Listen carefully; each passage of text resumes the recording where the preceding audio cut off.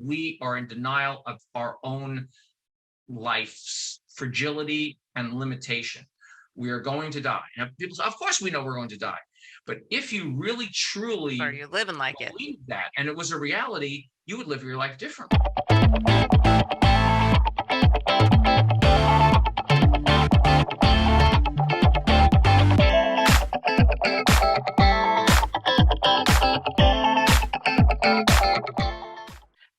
Welcome back to the Bombshell Business Podcast. I'm your host, Amber Hurdle, here with you yet again another week, bringing you incredible guests that you can learn from their experience, from their wisdom, from their grit, and everything that they've learned. We're going to try to condense into 30-ish minutes, and hopefully you will get some incredible value out of today. Pre-recording, Mark and I had a quick little chat, and I'm pretty excited about where we're going with this episode, because I think each of us have really been through so much disruption and so much change, and we've had to look inward so much. And I think that Mark is going to give us a path where we can harvest all of that and point it in a direction to help us move forward, instead of just being in the swirly whirly land that sometimes we get into when we get overwhelmed or there's too much change in our life. So let me tell you about Mark. Mark Moncheck is the founder and chief opportunity officer of Opportunity Lab, a strategy and facilitation consultancy helping mission-driven organizations grow thriving, resilient businesses. Important now more than ever. He is the author of the Amazon nonfiction bestseller, Culture of Opportunity: How to Grow Your Business in an Age of Disruption.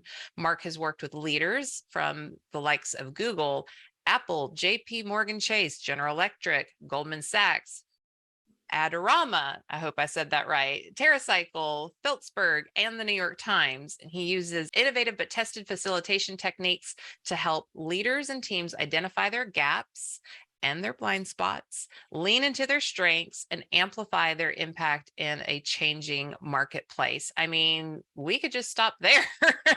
Mark, welcome to the Bombshell Business Podcast.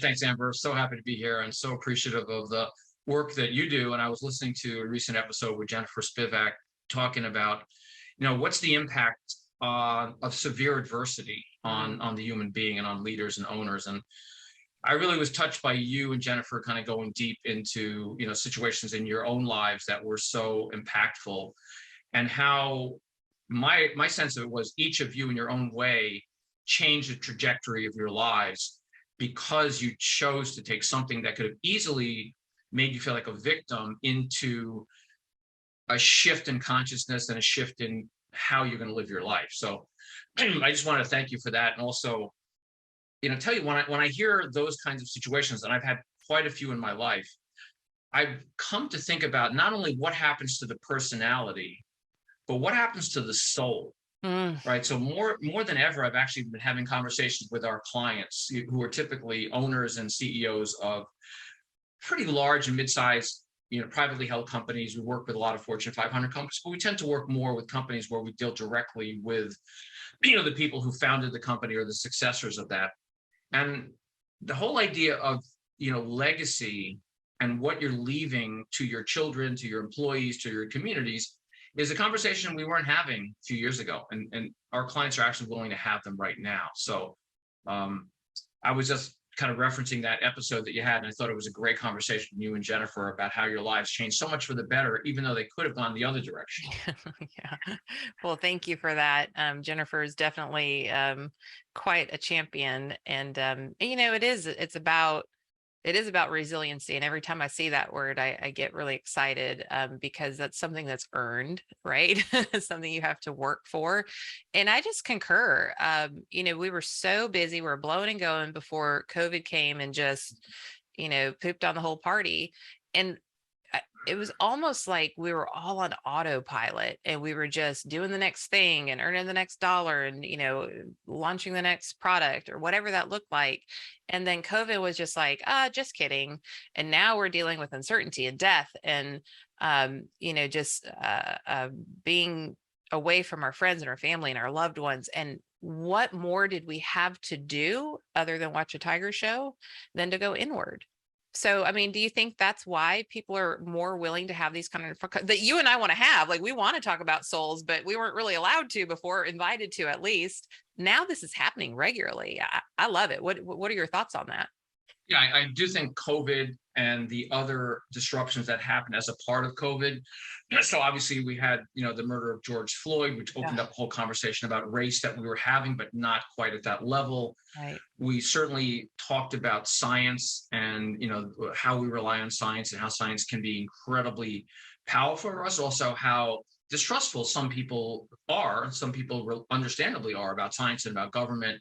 More than anything, Amber, I really think people understood, or at least the people I am talking to and working with, the interdependence of all human beings, of companies, of cultures, of countries. Yeah. And that sense of interdependence and fragility has spawned these conversations about legacy, about your eulogy and what your life has stood for and will stand for. Yeah. So walk us through, you use that eulogy reference. Walk us through. So you're working with a CEO or a senior leader. There's friction.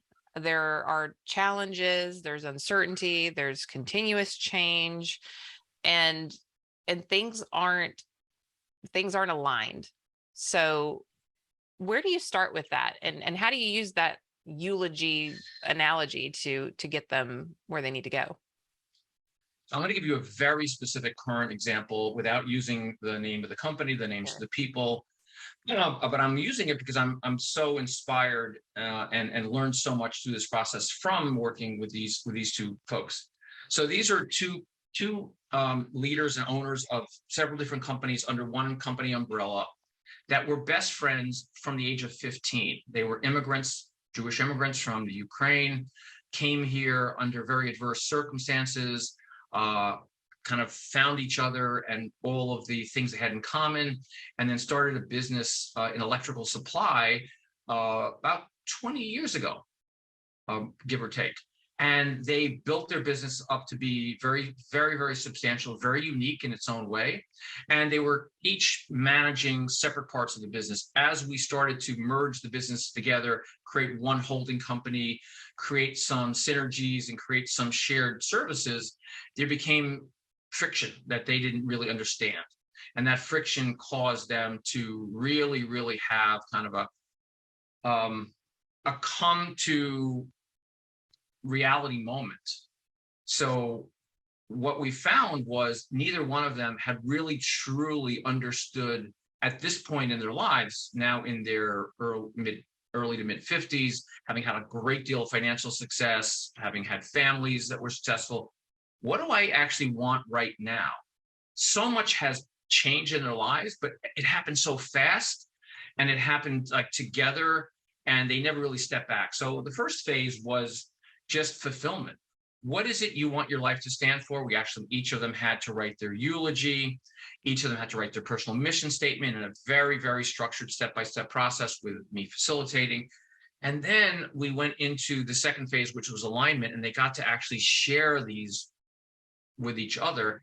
And number one, each one of them was surprised by how much they had changed individually, and surprised that they didn't quite know exactly where their partner was, but they actually got alignment much more quickly than we thought because they never had taken the time to do this. And it was so really rewarding for me and for them.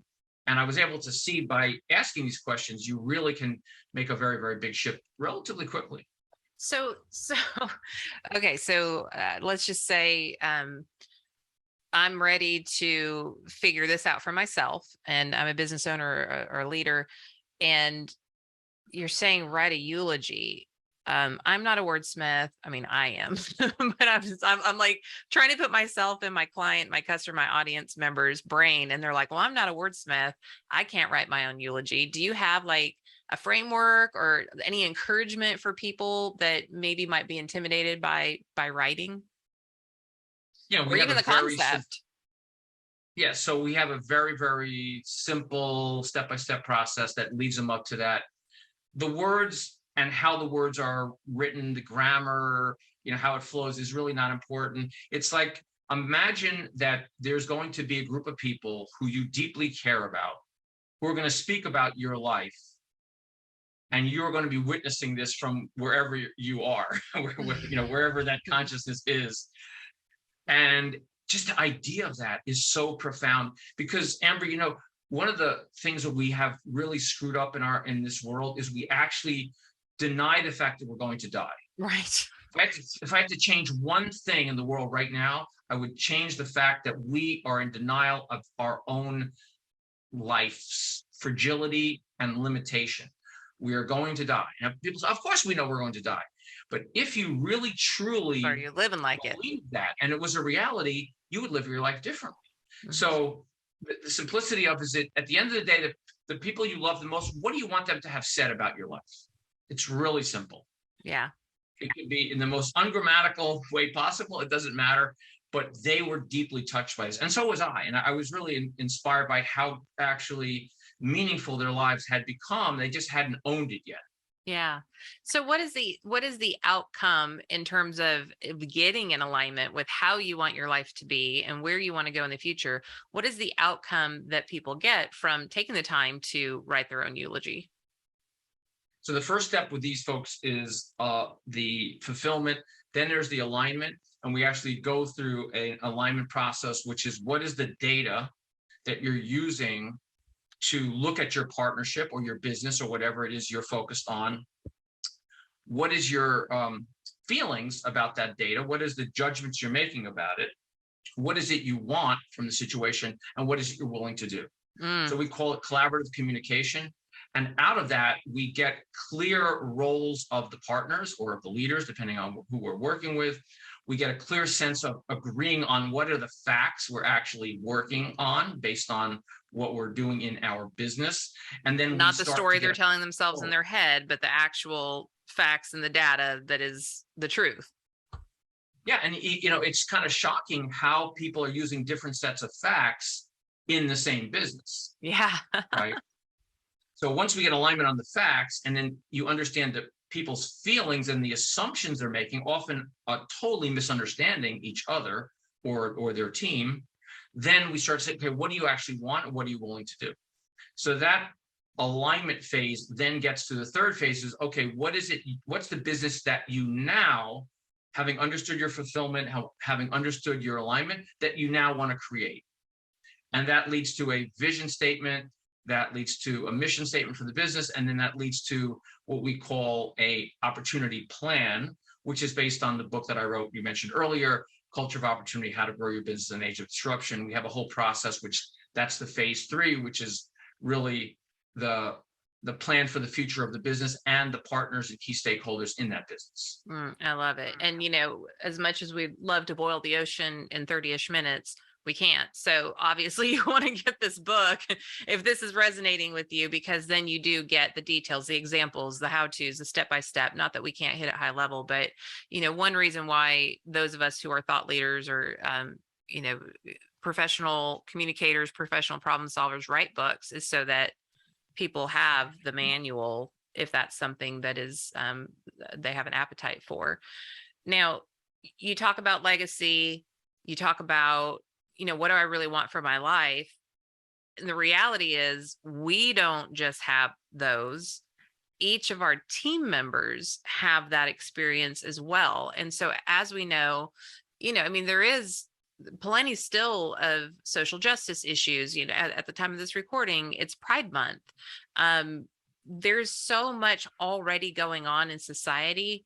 How do we tap into our team members to understand them in a better way so that we can help include them in the big picture and make them feel like they have fulfillment every day? And if they did get hit by a bus tomorrow, that they would have lived well by sharing their gifts and their talents in a business setting. That's a great question. And that actually comes out of the fulfillment process, because these two leaders, owners, and the others I work with, they realize part of their legacies, they want to create fulfilling jobs that are well-paying, that create career opportunities, that help their families have the life that they want to have. And once they understand that's important to their legacy, then they say, well, how do I design my business to actually make that happen. And then we go down to the next level. Okay, what is the people who report to you? What is the fulfillment they want to have? What is the alignment they need to have with the business? And then they become part of that visioning process, because in the culture of opportunity, it's not just the owners who are participating in that, it's people from all around the company, and it's diverse, it's inclusive, and we always have people from outside the business to challenge the status quo, to make sure there's an influx of new ideas and challenging what we used to do and why we used to do it. And that becomes really a dynamic, game-changing process. Yeah. Oh man, I love that, because how it's always been done does not mean that's how it should be. And if you don't get that external perspective, then it almost kind of, gets into that imbalance of parent-child relationship instead of peer-to-peer. Like, yes, I have authority over you. Yes, I manage you and processes, but I'm not your parent, and it doesn't always have to be my way. And so to have that external perspective coming in, I feel like that brings some cohesion, some balance, some different way of thinking about the problems at hand, because isn't life nothing but a series of problems, and hopefully make more good choices than we make bad choices. Yeah, Amber, what you just brought up is really key to one of the biggest shifts that we've seen in the last couple of years, which is really the relationship between employers and employees, and the contractors and consultants and coaches and people who are important to the organization. Maybe they're not a W-2 employee, but they are still working with the company. We sit on their benches. I mean, I could already tell that you're all in with your people. I know I'm all in with mine. So we might not be W-2, but we're in it with them. Yeah, so we're part of the ecosystem, and it's important that owners of companies understand that they no longer have the control, the ownership of people's time that they had before. Mm-hmm. So COVID basically shifted the reality, as well as the ensuing labor shortage. Labor shortages, different ways at different points in the world. So if you recall, a couple of months ago, the CEO of Goldman Sachs, David Solomon, said, I want all of our people back in the office, at least I think he wanted 4 days a week on March 1st. Yep. Well, 50% of the people did not show up. Because they didn't have to. So, well, we'll find out whether they didn't have to, or they just, they felt that they didn't have to, because they felt like, what, maybe I want to work for Goldman Sachs, but I don't want to work in the office 5 days a week. And we'll see what happens with these companies like JP Morgan Chase insisted that Apple wants their people going back 3 full days a week. You heard Elon Musk of Tesla said he wants his people back in a physical facility at least 40 hours a week. Well, some people are going to choose not to do that. Some people may. The key is you no longer can control when, where, and how your employees work across the board of your organization. Maybe some people you can. Maybe if you work for McDonald's and you're in front of a cashier, maybe you can control that person's time. But a knowledge worker who works on things that you don't even know what they're actually doing, there's got to be much more of a partnership. Much more of an interdependence than there ever has been. I think the companies that understand that are going to thrive to that next level, and the companies that are still trying to control, I think, are going to have a hard time attracting talent. Oh, 100%, 100%. And I do see a shift with the economy shifting, and we're already seeing, some businesses probably won't be that impacted by it, but you're looking at some of these big businesses who are already going on hiring freezes in anticipation of a full-blown recession. At the time of this recording, we're in June 2022, and the predictors are that Q4 will be in a full-blown recession. So that means that there will be, putting more cookies in the cookie jar, squirreling away acorns, tightening up the belts, all of those phrases. And the dynamic of labor shortage versus not could shift. It could balance. We're 0.5 people looking for a job for every open position, according to the government, which, might be a little bit skewed, but it can't be that far off. What are actionable strategies that an employer brand can, and when I'm not saying like the employer, I mean like to support your employer brand, what people think about you, like what do I think it's like to work there? What are actionable strategies with all of these crazy dynamics that a business can implement to be an employer of choice as we're looking at hybrid and on-site and virtual? And I know that's a really big question. If you have a couple, I'm just going to shut my mouth and let you go. Yeah, before I get to the answer to that question, I just want to remind ourselves that in the last major recession, 2008 into 2009 and so forth, so you had the biggest disruption and separation between companies that had been number one, number two, iconic brands. Yeah. Like, remember the BlackBerry, the number one business mobile tool, research in motion. Nokia, Swedish company, was the largest handset maker in the world in 2008. Bigger than Apple, bigger than and the Android phones, bigger than any of these. And guess what? Nokia is a very tiny shell of itself. Right now, they're doing digital mapping and other kinds of things, right? So you had Lehman Brothers and Bear Stearns, you had AIG, you had Washington Mutual, remember Blockbuster. Okay, all these companies either faded away or they are very small. Then you had companies like Facebook. 2008, Facebook was only 4 years old. Google was only 9 years old. You had Etsy, you had Airbnb, you had Uber, you had Lyft. Okay, these companies are now, many of them, iconic brands. And so in these crisis moments, there's a shift that happens between companies that understand what it means to be resilient, what it means to manage through disruption, and what it means to try to hold on to the past. So to answer your question about what do employers do to be the employer of choice, first of all, to truly understand in their hearts, not just in a marketing campaign, that in their hearts, they actually create the wealth that they have the opportunity to have from and with the people who work with them. So it's understanding the sacredness of life and that these people truly create wealth for you. So being respectful and caring about them really, truly, authentically has to come first. Yeah. And then having a way to communicate with what people actually want. So when we started Opportunity Lab back in April of 2022, we started a program called Share Lab, where we would go into our clients' companies and we'd ask 3 questions. One, where are you calling from? So we actually knew where they lived, because many people didn't even know where the person sitting next to them for 20 years lived. What is inspiring you? Yeah. And now we know what your kitchen looks like.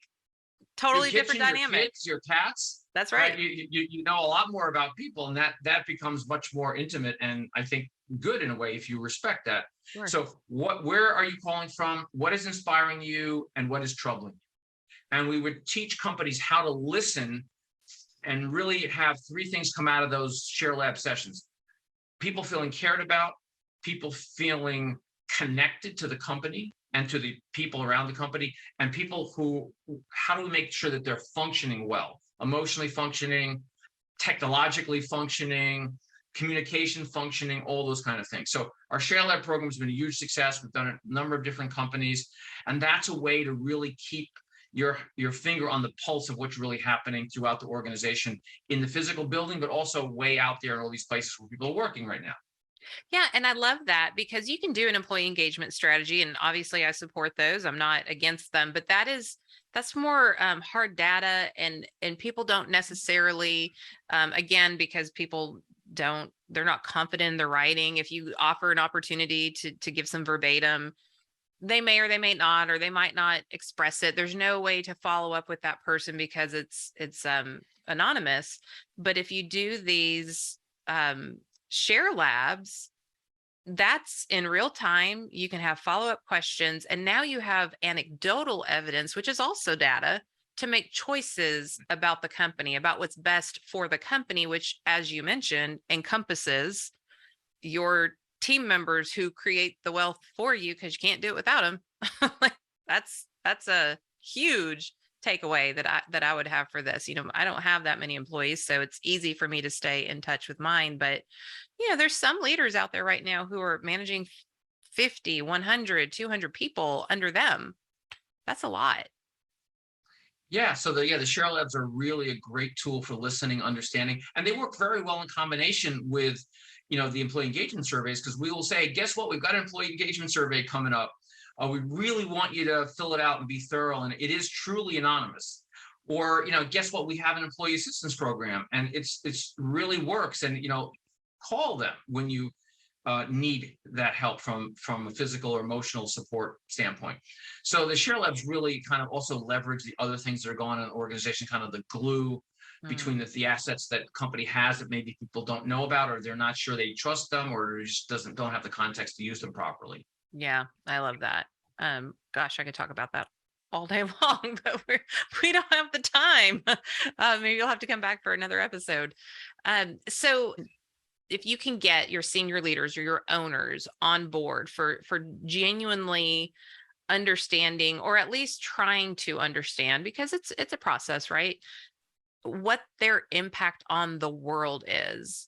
I've always said leadership is a calling, because people are like, oh, it's so sexy, Amber, you're you're an entrepreneur, you're so brave. And while I do think that entrepreneurship is the number one personal development program that ever was, leaders in an organization are very special too. And I think it's a calling, because how you lead your team, small or big, is going to impact how they then lead other people, interact with each other, go home, interact with their family, interact with their community, how their kids act in the community. Like, there's such a rippling effect that you're starting at work, because that's where we spend the majority of our time, whether that's virtual or in person, or no matter how you slice it. So beyond, let's say I'm listening and I'm not a leader.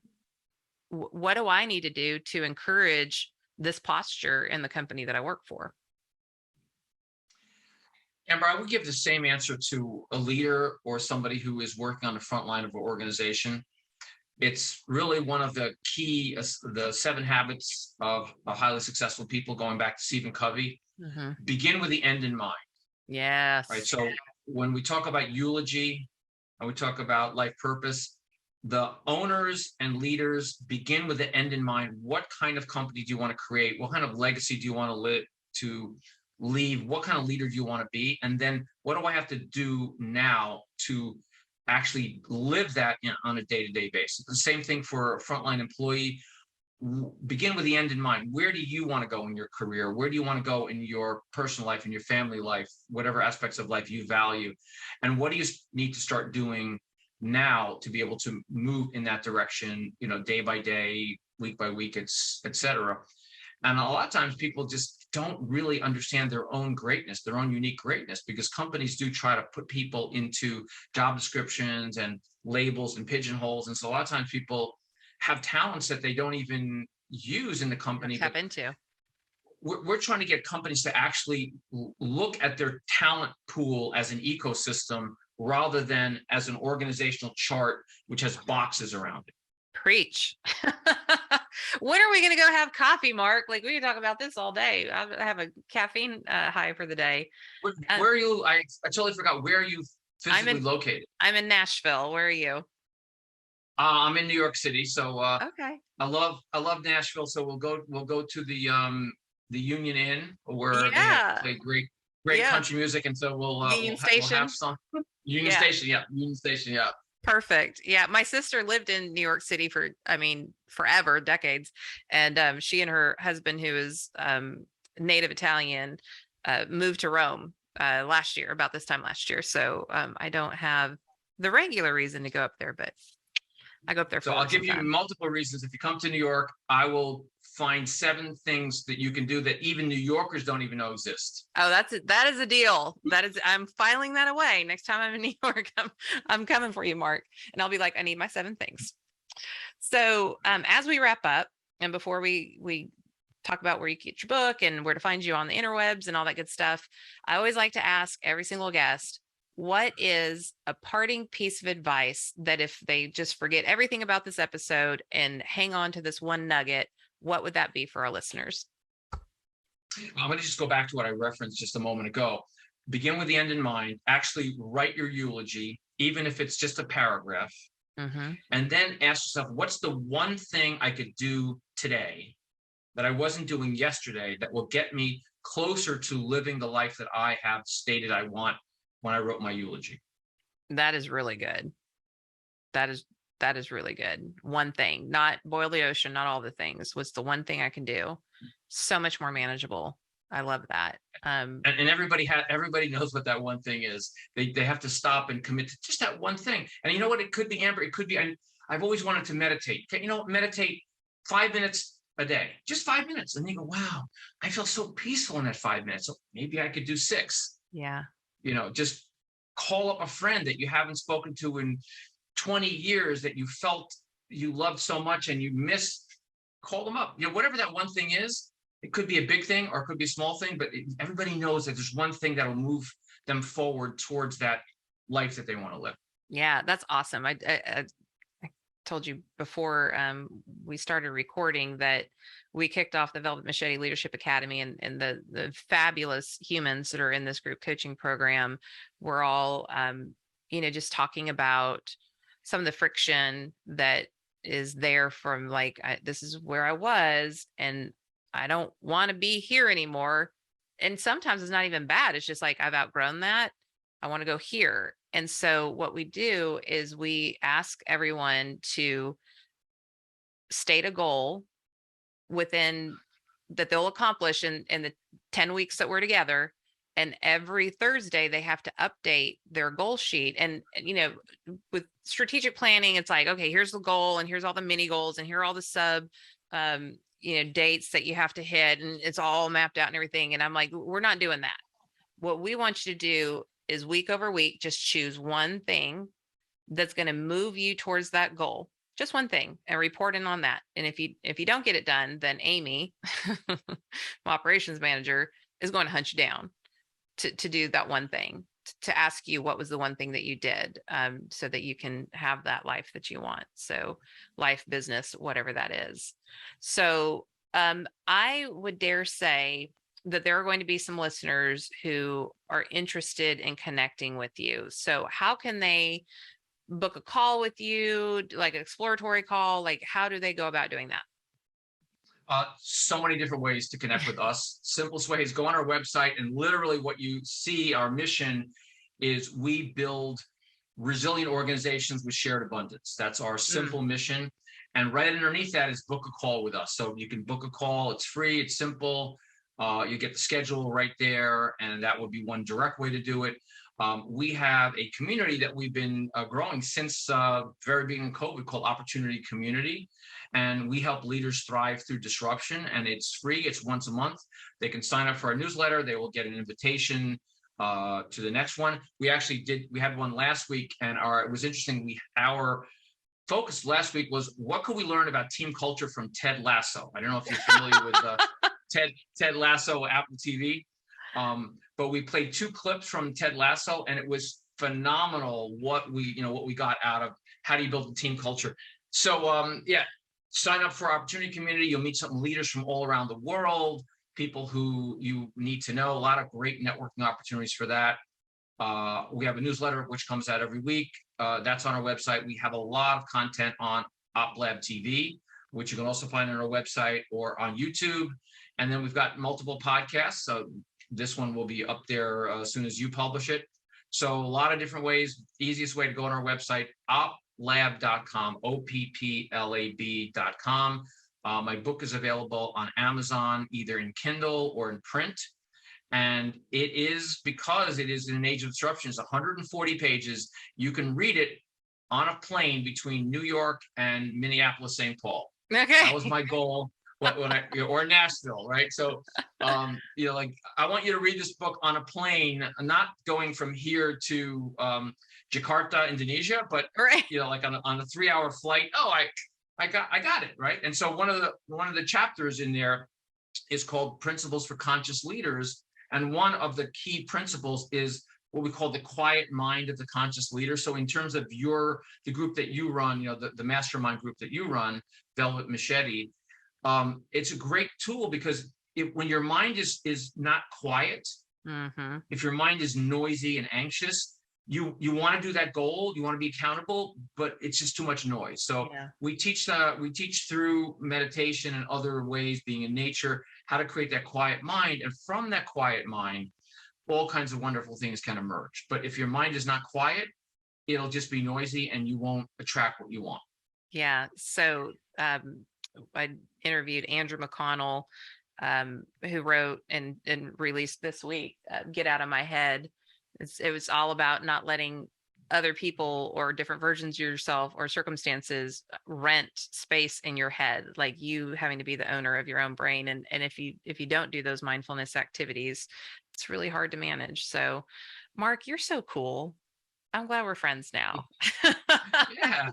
Thank you. I really enjoyed really enjoyed talking with you. I felt like it was a conversation we could have had over coffee rather than a typical podcast. So thank you. Yeah, well, I'm the nerd. Like if we were to have coffee, or like last night I was out with girlfriends, like this is what we talk about. So it's like I'm there. I just think there's so many lessons to learn, and there's so much about our lives and the expression of our gifts and how we interact in relationship, that the ecosystem of business is such a beautiful place to play and experiment and all that kind of stuff. So I don't know if I have a healthy work-life balance, but when you're working, it doesn't feel like work, and it kind of all just feels like life. So we will post all the different ways that you can connect with Mark: LinkedIn, YouTube, Instagram, the website, all that good jazz will be in the show notes. So you can go to amberhurdle.com/podcast with an S. Also, PS, we're about to do a whole revamp of the website. So like it's on its last leg post-COVID. So we're working on that. And, just make sure that if this spoke to you, share this episode with somebody and let them know like exactly what it is that you want them to get out of it, so that it'll motivate them to listen to it. We have all this content and sometimes we just keep it to ourselves. And I'm not trying to get more downloads or listeners. Y'all know I don't give a rip about all that. You're very active, and I adore y'all and appreciate you spending this time with me. But I think that there's some conversations that Mark is having with his customers, and I know I am too, that maybe people aren't comfortable talking about, but they can listen to Mark's wisdom and maybe find a way to have those conversations, or at least start implementing things, even if they don't wave a flag over it. So Mark, thanks for being with us today. Amber, my great pleasure. Thank you. And Bombshells, if you haven't left a rating and review, that's always super helpful. Gets more Bombshell eyes on the podcast. And I wish you the best this week. Be powerful, be bold, brave, and unwaveringly confident. And I will see you on the next episode. Thanks for listening to the Bombshell Business Podcast. Visit amberhurdle.com for more resources like show notes, and check out thebombshellbusinesswoman.com to grab my book and download the free bonuses.